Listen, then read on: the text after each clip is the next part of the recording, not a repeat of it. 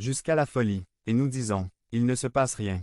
S'il est vrai que l'Écriture nous enseigne à vivre avec confiance dans la grâce du Seigneur et dans sa force, elle nous alerte néanmoins sur une réalité à laquelle tout croyant est confronté. Cette réalité ne nous permet pas de baisser la garde, elle ne nous permet pas de faire comme si de rien n'était autour de nous, elle ne nous permet pas de rester passifs.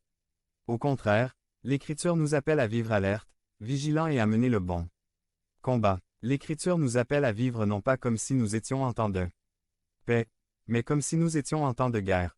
Par conséquent, cette nouvelle série de sermons pour le mois d'août reprend ce motif chrétien classique du combat spirituel. Les disciples du Christ sont engagés dans une guerre spirituelle dont la victoire certaine est Jésus. C'est une réalité. Nous sommes en guerre. Nous menons des batailles. Nous ne pouvons pas baisser la garde. Nous ne pouvons pas vivre notre vie comme si nous étions des résidents de Mérida spirituelle. Nous devons être attentifs au mal, alerte à la tentation, alerte aux idéologies de ce monde. Nous, disciples du Christ, sommes engagés dans une guerre spirituelle. Mais, la bonne nouvelle de l'Évangile est que la victoire est certaine parce que nous avons un grand capitaine, un champion, notre Seigneur Jésus-Christ. Et pour sa personne et son œuvre de rédemption, nous pouvons lutter avec courage et dévouement chaque jour de notre vie. Entre sa première et sa seconde venue.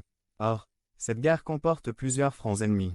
En tant que croyants, nous sommes confrontés à plusieurs ennemis. Il y a plusieurs batailles à mener. Et c'est sur cela que nous voulons nous concentrer ce matin. Nous voulons porter à notre conscience enseignement biblique sur les combats des chrétiens dans cette guerre spirituelle. Nous considérerons 3 batailles ou ennemis que nous combattons selon les Écritures dans divers passages de la Bible. Parlons d'abord de la bataille intérieure.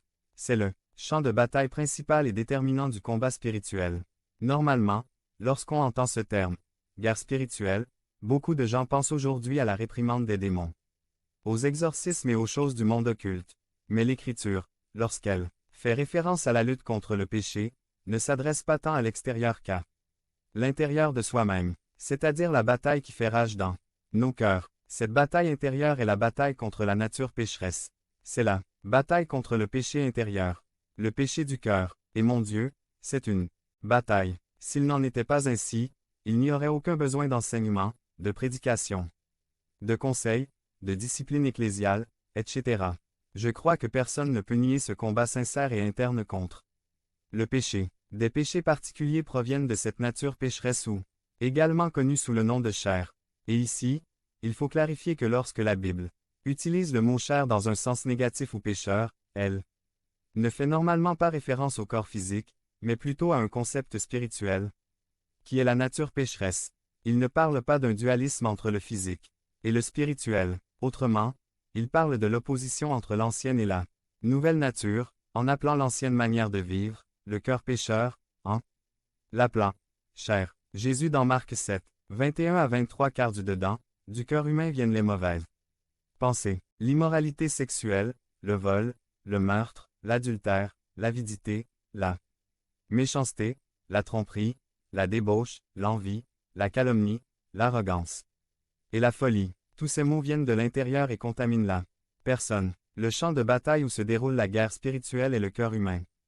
C'est une bataille interne. C'est du cœur humain que naissent les péchés. Aujourd'hui, la tendance est de considérer la cause du péché comme quelque chose d'extérieur.